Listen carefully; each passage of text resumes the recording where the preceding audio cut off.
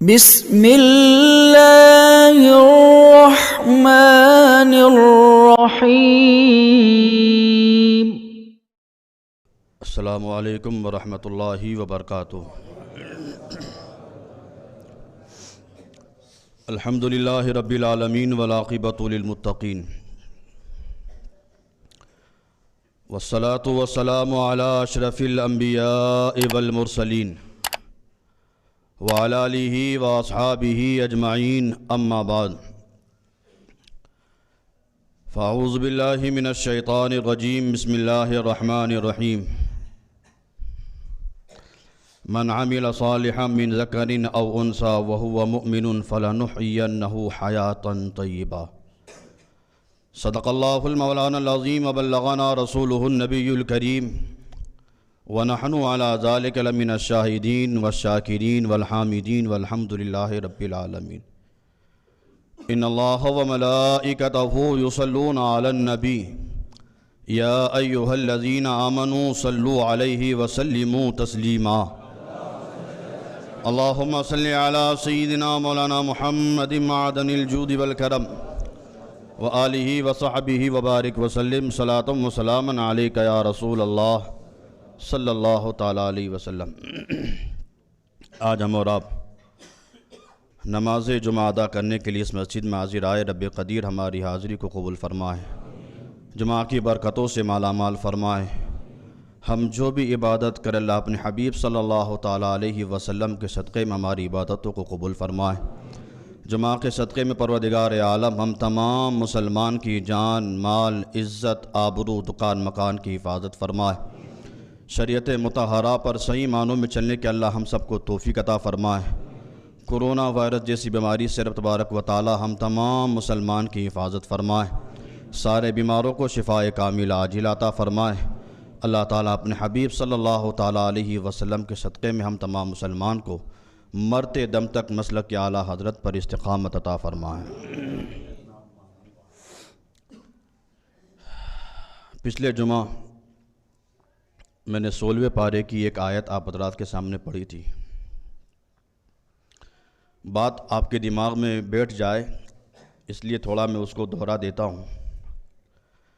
اللہ تعالیٰ قرآن مجید میں ارشاد فرماتا ہے، 16ویں پارے کی آیت ہے، وَمَنْ أَعْرَضَ عَنْ ذِكْرِي فَإِنَّ لَهُ مَعِيشَةً ضَنْكًا، یعنی جو انسان میری یاد سے اپنا منہ پھیر لے گا، جو مجھے یاد کرنے کے بجائے کسی اور کو یاد کرے گا، میری عبادت کے بجائے کسی اور کی عبادت کرے گا، میرے حکم سے اپنا منہ پھیر لے گا، رب فرماتا ہے فَإِنَّ لَهُ مَعِيشَةً ضَنْكًا، تو پھر میں اس بندے کی زندگی کو تنگ کر دوں گا۔ یہ تو دنیا میں عذاب آیا کہ اس نافرمان بندے کی زندگی دنیا میں تنگ کر دی گئی۔ قیامت میں کیا عذاب آئے گا؟ رب فرماتا ہے وَنَحْشُرُهُ يَوْمَ الْقِيَامَةِ أَعْمَى، وہ بندہ جب کل قیامت میں آئے گا تو میں اسے اندھا کر کے اٹھاؤں گا۔ وہ بندہ جب کل قیامت میں اندھا ہو کے اٹھایا جائے گا تو رب کی بارگاہ میں عرض کرے گا قال ربی لم حشرتنی اعمیٰ، وہ بندہ کہے گا اے مالک تو نے مجھے اندھا کر کے کیوں اٹھایا، وقد کنت بصیرا، جبکہ میں تو زمین پر آنکھوں والا تھا، زمین پر ساری چیزوں کو میں دیکھتا تھا۔ رب فرمائے گا قال کذالک اتتک آیاتینا فنسیتہا، رب ارشاد فرمائے گا تیرے پاس اسی طرح میری نشانیاں آتی رہی، آیتیں آتی رہی، فنسیتہا، تو تو ساری چیزوں کو بھول گیا، وَكَذَلِكَ الْيَوْمَ تُنْسَى، اور آج تجھے بھی بھلا دیا جائے گا، آج تیری بھی کوئی خبر نہ لے گا۔ یہ ان لوگوں کے لیے تھا جنہوں نے اپنا منہ اللہ کے حکم سے پھیر لیا ہو، اللہ کی بات ماننے کا جنہوں نے انکار کر دیا ہو۔ اب آئیے قرآن کی ایک اور آیت سنیے، رب ارشاد فرماتا ہے من عمل صالحا من ذکر او انثى، رب فرماتا ہے وہ انسان جو زمین پر اچھے اعمال کرے گا۔ پہلے تو یہ میں نے بتایا کہ جو روگردانی کرے گا، اللہ کی نافرمانی کرے گا، اس کی زندگانی تنگ ہو جائے گی، قیامت میں وہ اندھا کر کے اٹھایا جائے گا۔ اب وہ انسان جو زمین پر اللہ کی فرما برداری کرے گا، شریعت کے حکام پر عمل کرے گا، اللہ اور رسول کی باتوں پر عمل کرے گا، نیک اعمال کرے گا، رب فرماتا ہے من ذکر او انثی، اگرچہ وہ مرد ہو یا عورت، نیک عمل کرنے والا مرد ہو یا عورت، کوئی قید نہیں، غریب ہو یا امیر ہو، استاد ہو یا شاگرد ہو، پیر ہو یا مرید ہو، کوئی بھی ہو، اگر وہ زمین پر نیک اعمال کرے گا تو رب فرماتا ہے فَلَنُحْيِيَنَّهُ حَيَاتًا طَيِّبَةً، رب فرماتا ہے اگر بندہ نیک عمل کرے گا تو میں ضرور اسے اچھی زندگانی عطا کروں گا، میں ضرور اسے اچھی زندگانی عطا کروں گا۔ رب جس سے اچھی زندگانی عطا کرے، دنیا کی کوئی طاقت اس کا کچھ بگاڑ نہیں سکتی، اور رب جس کی زندگی برباد کر دے تو دنیا کی کوئی طاقت اس کو اچھی زندگی دلا نہیں سکتی۔ اس بات پر ہمارا عقیدہ بھی ہے، یقین بھی ہے، تو رب فرماتا ہے جو اچھے اعمال کرے گا تو ہم اسے ضرور، یہ فَلَنُحْيِيَنَّهُ حَيَاتًا طَيِّبَةً، ہم ضرور اس سے اچھی زندگانی عطا کریں گے۔ انسان کی زندگی اثر کو لیتی ہے، انسان اس کی زندگی میں اثر آتا ہے۔ اب اثر نیکی کا بھی ہوتا ہے، اثر برائی کا بھی ہوتا ہے۔ میں نے اس کے پہلے جمعہ میں بتایا تھا کہ نام کا بھی اثر ہوتا ہے، خاندان کا بھی اثر ہوتا ہے، صحبت کا بھی اثر ہوتا ہے، ہر طرح کا اثر انسان کی زندگی کے اندر موجود ہوتا ہے۔ اچھا، جب بندہ گناہ کرتا ہے تو گناہ کا اثر بھی بندے کے چہرے پر آ جاتا ہے، اور بندہ جب نیک بن جاتا ہے تو نیکی کا اثر بھی اس کے چہرے سے جھلک جاتا ہے۔ آپ نے دیکھا ہوگا جو مسلسل گناہ کرتا ہے تو پھر اس کے چہرے سے ہی معلوم ہو جاتا ہے یہ رب کا نافرمان ہے، اور جو اللہ کی عبادت کرتا ہے اس کا چہرہ اگرچہ کالا ہو لیکن اس کے چہرے پر چمکاہٹ اور نورانیت وہ ہوتی ہے کہ اگرچہ وہ کالا ہے لیکن پھر بھی چمک سے معلوم ہو جاتا ہے یہ اللہ کا نیک بندہ ہے۔ ہر طرح کا اثر ہوتا ہے، اور انسان کے جسم پر ان اثروں کا وہ چیز نظر بھی آ جاتی ہے۔ انسان جب گناہوں کے ملوث میں ہو جاتا ہے، گناہوں کے دریا میں آ جاتا ہے، ملوث ہو جاتا ہے، پھر انسان یہ نہیں سوچتا کہ میں کس کی نافرمانی کر رہا ہوں، کوئی تو ہے جو مجھے دیکھ رہا۔ ہم یہ سوچتے ہیں کہ بس آج گناہ کر لیں، کل توبہ کر لیں گے۔ انسان یہ بہانے بناتا ہے، کسی سے کہو چلو نماز کے لیے، وہ کہتا ہے کہ حضرت آج نہیں، رمضان سے چالو کر دوں گا، آج سے نماز نہیں، رمضان سے میں چالو کر دوں گا۔ کسے معلوم ہے کہ آج ہم جمعہ میں یہاں آئے ہیں، اثر میں کون آ سکے گا؟ کون جانتا ہے کہ اثر کے وقت کتنے لوگ زندہ رہیں گے، کون مر جائے گا؟ کسی کو نہیں معلوم۔ کوئی نہیں کہہ سکتا کہ ہاں میں اثر میں 100% آؤں گا، ہاں زندہ رہا تو آ پائے گا۔ اگر موت نے آ کر دبوچ لیا تو بندہ کرے گا کیا؟ اچھا، لوگ کہتے ہیں میں نماز اس لیے پڑھنے نہیں آتا ہوں مولانا میرے کپڑے ناپاک ہوتے ہیں، میرے کپڑے ناپاک ہیں۔ یہی نوجوان سے کہو چلیے دعوت میں، ایک دوست کے یہاں دعوت میں جانا ہے، تو وہ فوراً اپنے دوست سے کہے گا رک جا میں ابھی کپڑے بدل کے آتا ہوں۔ چل دوست کے یہاں دعوت میں جانا ہے تو وہ فوراً کہتا ہے کہ رک جا ابھی میں کپڑے بدل کر آتا ہوں، اور جب نماز کے لیے بلایا جاتا ہے تو وہ بندہ کہتا ہے میرے کپڑے ناپاک ہیں۔ ہم مسلمان ہو اور ناپاک رہیں، یہ ہمیں ڈر نہیں ہے، ہم اللہ سے ڈرتے ہی نہیں، ہمیں معلوم ہی نہیں کہ ہم کس کی بارگاہ میں گناہ کر رہے ہیں، کون ہمیں دیکھ رہا ہے؟ وہ وحدہ لا شریک ذات ہمیں ہر وقت دیکھ رہی ہے۔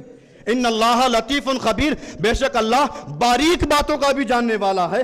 ہم ذرہ برابر اس سے ڈرتے نہیں ہیں، بس یہ بہانہ لگاتے ہیں آج نہیں کل سدھر جائیں گے، کل نہیں پرسوں سدھر جائیں گے، رمضان آئے گا تو سدھر جائیں گے۔ بنی اسرائیل میں ایک عابد انسان تھا جس نے 1-2 دن نہیں 200 سال تک لگاتار اللہ کی عبادت کی۔ کتنے سال؟ 200 سال تک۔ یہ 200 سال کوئی معمولی بات نہیں ہے، ہمارے تو اتنی عمر بھی نہیں ہوتی ہے۔ وہ 200 سال تک اللہ کی عبادت کرتا رہا، کتنا نیک بندہ ہوگا وہ؟ 200 سال تک اللہ کی فرما برداری، اللہ کی عبادت، ریاضت اور مجاہدے۔ 200 سال میں ایک ذرے کے برابر بھی اس نے اللہ کی نافرمانی نہیں کی تھی، لگاتار 200 سال وہ اللہ کی عبادت کرتا رہا۔ ایک دن اسی عابد کے دل کے اندر یہ خیال آیا کہ شیطان سے ملاقات کی جائے۔ اللہ نے اس عابد کی آرزو کو پورا کیا، شیطان اس کے سامنے آ گیا۔ عابد نے پوچھ لیا، اسی نیک بندے نے شیطان کو دیکھا تو پوچھ لیا، اے شیطان تو یہ بتا کہ میری عمر اب باقی کتنی بچی ہے، میری عمر اب اور کتنی باقی بچی ہے؟ تو شیطان نے کہا ابھی 200 سال تم اور زندہ رہو گے، ابھی 200 سال اور تم زندہ رہو گے۔ یہ کہہ کر شیطان تو چلا گیا۔ اس عابد کے دل میں خیال آیا ابھی 200 سال اور مجھے زندگی ملی ہے، 200 سال میں اور زندہ رہوں گا تو 150 سال نافرمانی کرتا ہوں، 50 سال میں اللہ کو راضی کر لوں گا۔ 150 سال اللہ کی نافرمانی، قسم قسم کے گناہ جتنے ہیں وہ سب میں ملوث ہو جاتا ہوں، 150 سال تک گناہ کرتا رہوں گا، اور جب آخری 50 سال بچیں گے توبہ بھی کر لوں گا، اللہ کو راضی بھی کر لوں گا۔ اس نے یہ سوچا، رات کا سناٹا ہوا، اپنے گھر سے وہ عابد نکلا گناہ کرنے کے لیے، گناہ کا ارادہ کر کے اپنے گھر سے نکلا کہ گناہ کرے، ابھی وہ گناہ کرے اس سے پہلے ملک الموت نے آ کر اس کی روح کو نکال لیا۔ کسے معلوم ہے کہ کب موت آنی ہے؟ وہ گناہ کے ارادے سے نکلا تھا، موت کا فرشتہ آتا ہے، اس کی روح نکال کے چلا جاتا ہے، وہ بندہ وہیں کا وہیں مر جاتا ہے۔ ہم جو یہ سوچتے ہیں کہ آج نہیں کل سدھر جائیں گے، رمضان میں سدھر جائیں گے، اب کی بات جب کوئی بڑا پروگرام ہوگا تو وہ مولانا کے تقریر سن کے سدھر جائیں گے، لوگ کہتے ہیں ہم پر نصیحت اثر نہیں کرتی ہے۔ ہارون رشید نے حضرت بہلول دانا سے کہا حضور آپ مجھے کچھ نصیحت کیجئے، آپ ایسی کوئی بات مجھے بتائیے تاکہ میں سدھر جاؤں، میرے دل کی دنیا بدل جائے۔ حضرت بہلول دانا نے ارشاد فرمایا ہارون رشید تجھے نصیحت کی ضرورت ہے؟ کہاں حضور مجھے نصیحت کی ضرورت ہے، آپ مجھے کوئی ایسی نیک نصیحت فرمائیں کہ میرے دل کی دنیا بدل جائے۔ حضرت بہلول دانا نے ارشاد فرمایا تیرے باپ والد کہاں ہیں، تیرے والد کہاں ہیں؟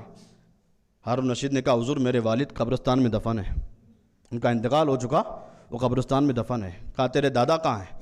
کہا وہ بھی قبرستان میں دفن ہے۔ حضرت بہلول دانا کھڑے ہو گئے اور ارشاد فرمایا جس بیٹے نے اپنے ہاتھ سے اپنے باپ کو دفن کیا ہو اب اس کو بھی نصیحت کی ضرورت ہے؟ جس کے والد کا انتقال ہو چکا ہو اور جس نے اپنے ہاتھ سے اپنے والد کو زمین میں کھڈا کر کے اپنے باپ کو دفن کیا ہو، جس نے اتنی لاشیں دیکھی ہو، اتنی قبرستان گیا ہو، اتنے جنازے میں شرکت کی ہو، اب اسے بھی ضرورت ہے کسی نصیحت کی؟ کیا یہ باتیں ہماری آنکھیں کھولنے کے لیے کافی نہیں ہے؟ ہم اپنی ماتھے کی آنکھوں سے کتنے جنازوں کو دیکھتے ہیں، کتنے قبرستان میں جا کر کتنے قبروں کو دیکھتے ہیں، کتنے جنازے میں شرکت کرتے ہیں، کیا یہ باتیں ہمارے لیے کافی نہیں ہیں؟ کیا ہمیں ایک دن اس دنیا سے چھوڑ کر جانا نہیں ہے؟ کب اٹھیں گے ہم، ہماری آنکھیں کب کھلے گی؟ میں نے پچھلے جمعہ بتایا تھا نوجوان سدھر جائے، اپنی جوانی کی حفاظت کر لے، یہ جوانی آج ہے کل نہیں رہے گی۔ یہ جوانی اگر جس بندے نے اس وقت حفاظت کر لی، جو جوان جوانی میں اللہ سے ڈر گیا، تو پھر اللہ تعالیٰ اس بندے کو وہ مقام عطا فرماتا ہے بڑھاپے میں عمل نہیں کر سکتا، جوانی میں تو عبادت کرتا ہے، بڑھاپے میں کمزوری کے سبب اگر عبادت نہیں کر سکتا، لیکن رب کتنا کریم ہے، فرشتوں کو حکم دیتا ہے فرشتوں اگرچہ بڑھاپے کی عمر میں جوانی جیسی عمل نہیں کر سکتا لیکن عمل کا ثواب اتنا ہی دینا جتنا جوانی میں دیا کرتے تھے۔ کیا یہ باتیں ہمارے لیے کافی نہیں؟ سنیے میں جو واقعہ سنانے جا رہا ہوں دل لرز جائے گا۔ عبد الملک بن مروان وقت کا بادشاہ ہے، بیٹھا ہے اپنے مسند پر، ایک انسان روتا ہوا آتا ہے اور آنے کے بعد عبد الملک بن مروان سے کہتا ہے اے بادشاہ سلامت، مجھ سے بہت بڑا گناہ ہوا ہے، میں آیا اس لیے ہوں کہ میں توبہ کروں گا تو کیا اللہ میری توبہ کو قبول فرما لے گا، میرا گناہ معاف ہو جائے گا؟ عبد الملک بن مروان نے کہا اے آنے والے انسان یہ تو بتا تجھ سے گناہ کون سا ہوا ہے، تو نے کون سا گناہ کا کام کیا ہے؟ تو اس آنے والے نے کہا بس بادشاہ مجھ سے پوچھو مت میں نے کون سا گناہ کیا ہے، بس یہ بتاؤ اللہ معاف کرے گا کہ نہیں۔ بادشاہ نے پوچھا تو بتا تو صحیح تو نے کون سا گناہ کیا ہے؟ اس نے کہا بس بادشاہ مت پوچھو میں نے بہت بڑا گناہ کیا ہے۔ عبد الملک بن مروان نے کہا اے نوجوان یہ بتا زمین اور آسمان بڑے ہیں یا تیرا گناہ بڑا ہے؟ زمین اور آسمان بڑے ہیں یا تیرا گناہ بڑا ہے؟ اس آنے والے نے کہا بادشاہ زمین اور آسمان سے میرا گناہ بڑا ہے، میں نے اتنا بڑا گناہ کیا ہے، زمین اور آسمان سے میرا گناہ بڑا ہے۔ عبد الملک بن مروان نے کہا تیرا گناہ بڑا ہے یا اللہ کا لوح و قلم بڑا ہے؟ اس بندے نے کہا اللہ کے لوح و قلم سے میرا گناہ بڑا ہے۔ پھر عبد الملک بن مروان نے کہا عرش و کرسی بڑے ہیں یا تیرا گناہ بڑا ہے؟ اس بندے نے کہا اللہ کی عرش و کرسی سے بھی بڑا میرا گناہ ہے، میں اتنا بڑا گنہگار ہوں، زمین اور آسمان، لوح و قلم، عرش و کرسی، ان سب سے میرا گناہ بڑا ہے۔ عبد الملک بن مروان نے کہا اے نوجوان، تیرا گناہ بڑا ہے یا اللہ کی رحمت بڑی ہے؟ تیرا گناہ بڑا ہے یا اللہ کی رحمت بڑی ہے؟ وہ بندہ کہتا ہے بادشاہ اللہ کی رحمت کے سامنے میرا گناہ چھوٹا ہے، اللہ کی رحمت ہی بڑی ہے۔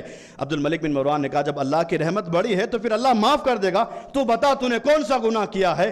وہ انسان اپنے آنکھوں سے آنسو کو پوچھتے پوچھتے اس نوجوان نے کہا بادشاہ سلامت، میں کوئی عام انسان نہیں ہوں، میرے اندر جو گناہ ہے وہ گناہ اتنا بڑا ہے، میں کفن چوری کرتا ہوں۔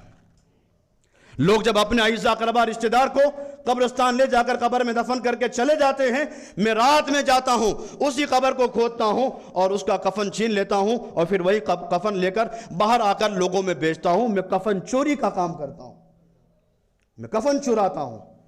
اللہ اکبر۔ عبد الملک بن مروان نے سنا، آنکھیں لال ہو گئے، کفن چوری کرتا ہے، وہاں جا کر بھی گناہ، قبرستان جا کر قبر میں مردہ لیٹا ہوا ہے، اس کا کفن تو چرا رہا ہے، ذرہ برابر تجھے حیا نہیں آئی اللہ سے؟ تو اللہ سے ڈرا نہیں؟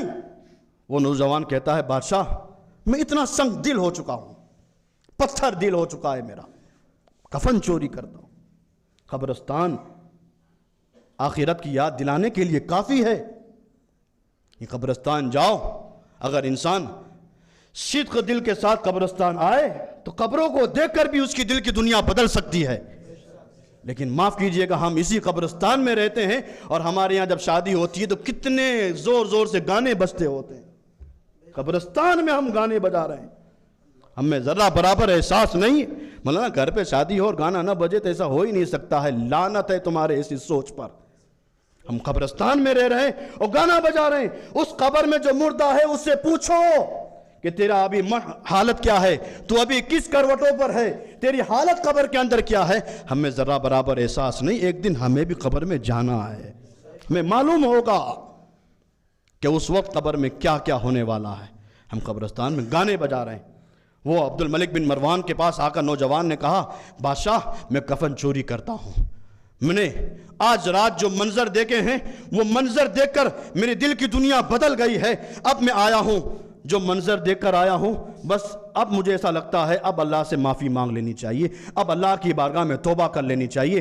اے بادشاہ مجھے بتاؤ کیا اللہ میری توبہ معاف کر دے گا؟ میں توبہ کروں گا، اللہ میری توبہ کو قبول فرما لے گا۔ عبد الملک بن مروان نے کہا تو نے جو منظر دیکھا ہے وہ اب بتا۔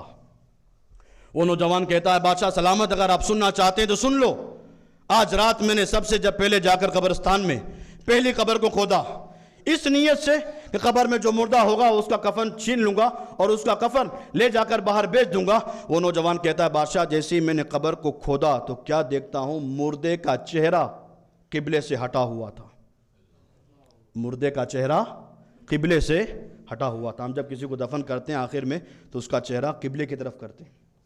وہ نوجوان کہتا ہے بادشاہ میں نے جب قبر کھودی، کفن کھولا تو کیا دیکھتا ہوں کہ اندر جو مردہ ہے اس کا چہرہ قبلے سے ہٹا ہوا ہے۔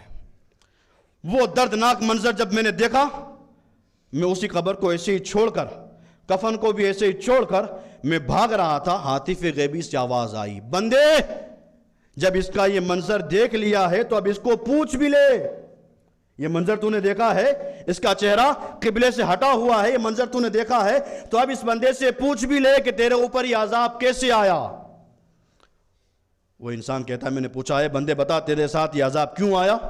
تو عاطف غیبی سے آواز آئی یہ وہ بندہ ہے جس کا چہرہ قبر میں قبلے سے ہٹا ہوا ہے، اس لیے کہ یہ بندہ جب زمین پر زندہ تھا تو شراب بھی پیتا تھا، زنا بھی کرتا تھا، شراب بھی پیتا تھا اور زنا بھی کرتا تھا۔ آج لوگ اسے قبرستان لے جا کر قبر میں دفن تو کر دیا ہے لیکن اس کا چہرہ قبلے کی طرف نہیں ہے۔ کیا یہ برائی ہمارے نوجوانوں میں نہیں؟ ہمارا نوجوان اس میں ملوث نہیں؟ لوگ گانجا چرس نہیں پی رہے؟ اور معاف کیجئے ہمارے وہ نوجوان بچے جو ابھی جوانی کی دہلیز پر جنہوں نے قدم رکھا ہے، ابھی پورے جوان نہیں ہوئے ہیں، اس کے پہلے سے گانجا چرس پی رہے ہیں۔ ہمیں معلوم ہے ان ساری چیزوں کے بارے میں۔ اسے بتایا گیا کہ وہ انسان ہے جس کا چہرہ قبر میں قبلہ سے اس لیے ہٹا ہوا ہے کہ جب زمین پر زندہ تھا تو وہ شراب بھی پیتا تھا، زنا بھی کرتا تھا۔ وہ انسان کہتا ہے، عبد الملک بن مروان کی خلافت کے زمانے میں بادشاہ کے سامنے کہا، بادشاہ میں نے یہ منظر دیکھا، چھوڑ کر چلا گیا، دوسری قبر پر پہنچا، دوسری قبر کو کھودا تو کیا دیکھتا ہوں، اسی قبر میں جو مردہ ہے اس کا چہرہ خنزیر جیسا ہے۔ دوسری قبر میں جو مردہ ہے اس کا چہرہ خنزیر جیسا ہے اور اس کے گلے میں آگ کی زنجیر ہے۔ وہ نوجوان کہتا ہے، بادشاہ جب میں نے یہ منظر دیکھا، اس قبر کو بھی چھوڑ کر میں بھاگ رہا تھا، ہاتف غیبی سے آواز آئی، بندے یہ منظر دیکھا ہے تو پوچھ لے اس کے ساتھ یہ عذاب کیوں ہو رہا ہے۔ وہ نوجوان کہتا ہے، جیسے میں نے پوچھا کہ بتاؤ تمہارے ساتھ یہ منظر کیوں ہو رہا ہے، یہ عذاب کیوں ہو رہا ہے، ہاتف غیبی سے آواز آئی، اس بندے کا چہرہ جو خنزیر جیسا ہو چکا ہے اور گلے میں آگ کی زنجیر ہے، یہ جب زمین پر زندہ تھا حرام کھاتا تھا اور جھوٹی قسمیں کھاتا تھا۔ یہ بیماری بھی ہمارے اندر ملوث نہیں ہے؟ ہمارا نوجوان حرام میں نہیں لپکا ہوا ہے؟ ہمارا نوجوان بس یہ سمجھتا ہے بس مولانا مال آنا چاہیے، کیسا بھی ہو، حلال کا ہو حرام کا بھی ہو کیسا بھی ہو، بس میرا پیٹ بھرنا چاہیے، ایک لقمہ۔ سرکار حدیث میں ارشاد فرماتے ہیں، سرکار کی حدیث ہے، سرکار نے ارشاد فرمایا، جس بندے نے حرام کا ایک لقمہ کھایا 40 دنوں تک نہ اللہ اس کا سجدہ قبول کرے گا نہ دعاؤں کو قبول کرے گا۔ ایک لقمے پر، واحد ایک لقمہ، 40 دن کی عبادت ختم، کوئی سجدہ قبول نہیں، کوئی دعا قبول نہیں۔ لوگ کہتے ہیں مولانا ہم شاہ عالم پر بارگاہ میں جاتے ہیں، قطب عالم کی بارگاہ میں جاتے ہیں، دعا کرتے ہیں، ہماری دعا قبول نہیں ہوتی۔ ان آستانوں سے پہلے جا کر اپنے پیٹ پر نظر کر لینا کہ ہمارے پیٹ میں لقمہ کون سا ہے، ہم حرام کی طرف کتنے لپکے ہوئے ہیں، ہمیں ذرہ برابر احساس نہیں۔ اس کا چہرہ خنزیر جیسا تھا، آگ میں گلے کے اندر آگ کی زنجیر تھی۔ پوچھا گیا کس لیے معاملہ ہے، بتایا گیا کہ یہ حرام کھاتا تھا اور جھوٹی قسمیں کھاتا تھا۔ وہ نوجوان کہتا ہے، بادشاہ میں نے اس قبر کو بھی چھوڑ دیا، تیسری قبر پر گیا، تیسری قبر کو جا کر کھودتا ہوں تو کیا دیکھتا ہوں، اندر جو مردہ ہے اس کی زبان گدی تک باہر آ گئی ہے۔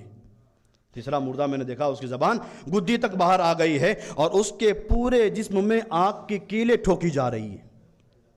آگ کی کیلیں، آج ہمارے یہاں کوئی لوکھن کی کیلیں ہمارے جسموں میں ٹھوکے تو ہم سے برداشت نہیں ہے، وہ آگ کی کیلیں ٹھوکی جا رہی ہے اور اس کی زبان گدی تک باہر آ رہی ہے۔ جب وہ منظر دیکھا میں بھاگنے لگا، ہاتف سے آواز آئی، پوچھ لے اس بندے سے بھی پوچھ لے کہ اس کے ساتھ یہ معاملہ کیوں ہو رہا ہے۔ وہ نوجوان کہتا ہے جیسے میں نے پوچھا، ہاتف سے آواز آئی، اس کے جسم پر آگ کی کیلیں ٹھوکی جا رہی ہے اور زبان تک گدی تک باہر زبان آ چکی ہے۔ اس کے ساتھ یہ معاملہ اس لیے ہو رہا ہے کہ جب یہ زمین پر زندہ تھا چغلی کرتا تھا، حسد کرتا تھا اور آپس میں دوستوں کو لڑوایا کرتا تھا، غیبت کیا کرتا تھا، چغلی کیا کرتا تھا، لوگوں سے حسد کیا کرتا تھا اور ایک دوسرے دوست کو وہ لڑوایا کرتا تھا۔ یہ بیماری بھی ہمارے اندر موجود، ہم مزے لیتے ہیں لوگوں کے، ہمیں اچھا لگتا ہے جب دو دوست آپس میں لڑتے ہیں تو تیسرا کھڑے ہو کر مزے لیتا، ہاں چالو رکھو، ہمیں مزہ آتا ہے اس میں۔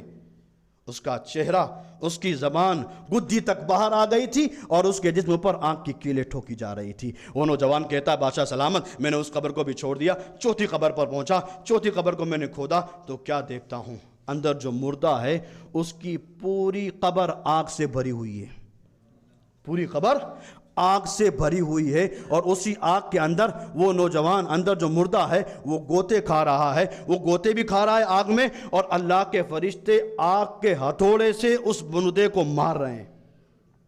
پوری قبر آگ کے اندر، آگ ہی آگ بھری ہوئی ہے، اس میں وہ گوتے بھی کھا رہا ہے اور اللہ کے فرشتے آگ کے ہتھوڑے سے اس مردے کو مار رہے ہیں۔ وہ نوجوان کہتا ہے بادشاہ میں نے جب یہ منظر دیکھا، وہ چوتھی قبر چھوڑ کر میں جا رہا تھا، ہاتف غیبی سے آواز آئی، بندے پوچھ لے اس کے ساتھ ہی معاملہ کیوں ہو رہا ہے۔ وہ نوجوان کہتا ہے بادشاہ جیسے میں نے پوچھا، ہاتف غیبی سے آواز آئی، اس کی پوری قبر آگ کے لیے اس لیے بنی ہوئی ہے اور اللہ کے فرشتے اس کو آگ کے ہتھوڑے سے اس لیے مارتے ہیں کہ جب یہ بندہ زمین پر زندہ تھا نماز بھی نہیں پڑھتا تھا، روزہ بھی نہیں رکھتا تھا۔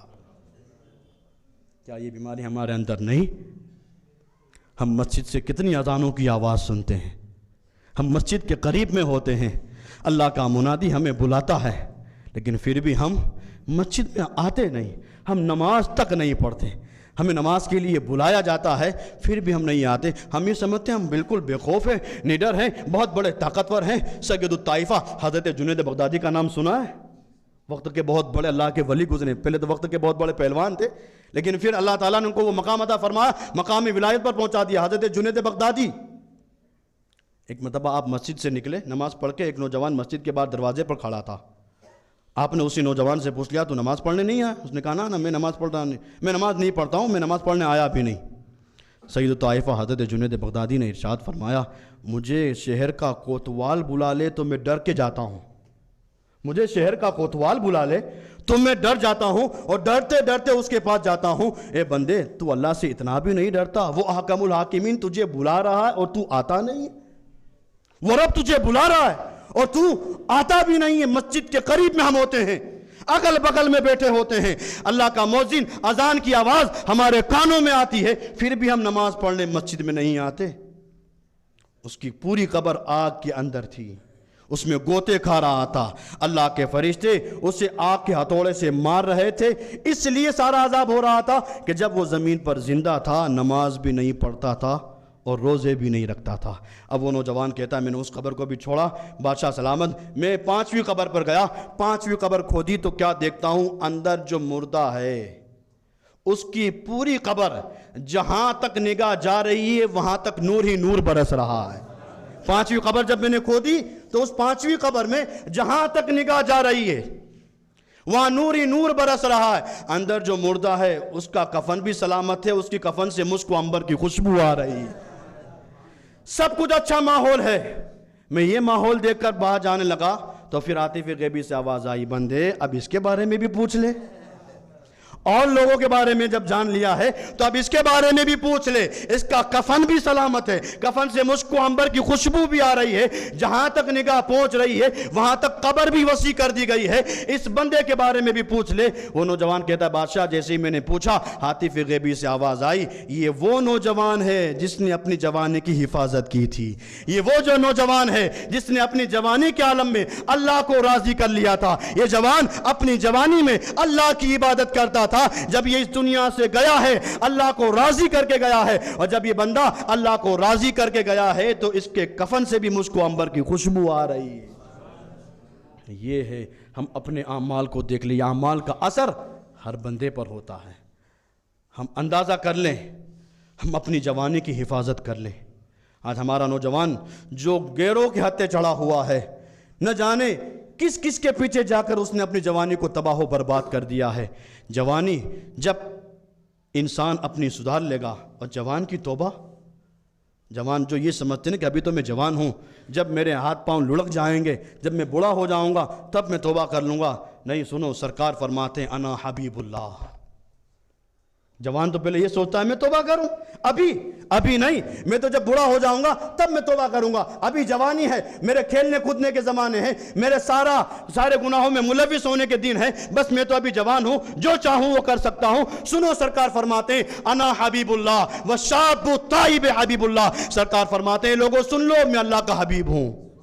اے لوگوں سن لو, میں اللہ کا حبیب ہوں. جو جوان جوانی میں اللہ سے توبہ کر لیتا ہے اللہ اسے بھی اپنا حبیب بنا دیتا. کل قیامت کا دن ہوگا, نفسی نفسی کا عالم ہوگا, کوئی کسی کا پرسان حال نہ ہوگا.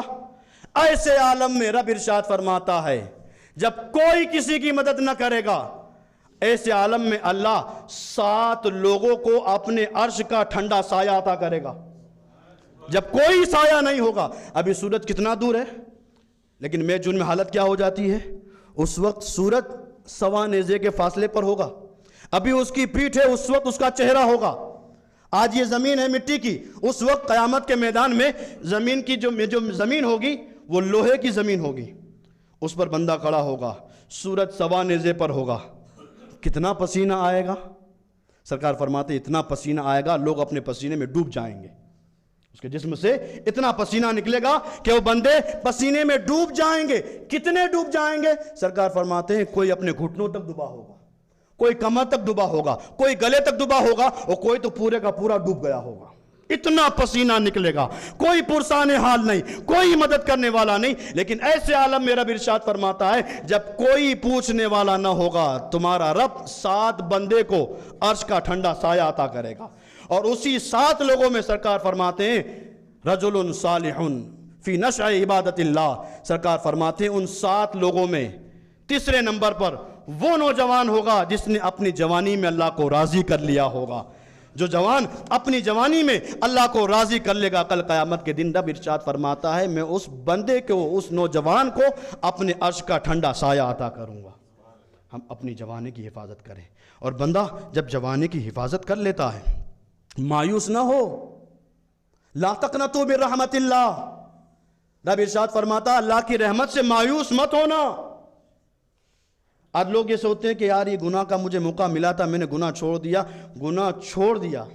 دیکھیے اسلام کتنا پاکیزہ مذہب ہے۔ ایک حدیث یاد آ گئی، حضرت عبداللہ بن عباس رضی اللہ تعالیٰ عنہ فرماتے ہیں سرور عالم صلی اللہ تعالیٰ علیہ وسلم نے ارشاد فرمایا بندہ جب نیکی کا ارادہ کرتا ہے، بندہ جب نیکی کا ارادہ، ابھی نیکی کی نہیں ہے اس نے، وہ اچھا عمل کیا نہیں ہے، ابھی اس نے صرف یہ سوچا ہے، مسجد سے نکلا دل میں سوچا کہ میں عصر کی نماز پڑھوں گا، میں عصر کی نماز پڑھوں گا، رب فرشتوں کو حکم دیتا ہے اس کے نامہ اعمال میں ایک نیکی لکھ دو، ابھی عمل نہیں کیا ہے لیکن ایک نیکی کا ثواب لکھ دو۔ اچھا جب وہ آتا ہے نماز پڑھنے مسجد تو رب فرماتا ہے اب قدم قدم پر نیکی لکھو، پہلے ارادہ کیا تو بھی نیکی، اب نیکی کا کام کرنے آ رہا ہے پھر بھی نیکیاں، اب جب وہ آ کر بندہ وہ نیک عمل کرتا ہے تو سرکار فرماتے اسی نیک عمل پر اللہ غفور و رحیم ہے، 10 ثواب بھی عطا فرماتا ہے، 700 تک ثواب عطا کر سکتا ہے،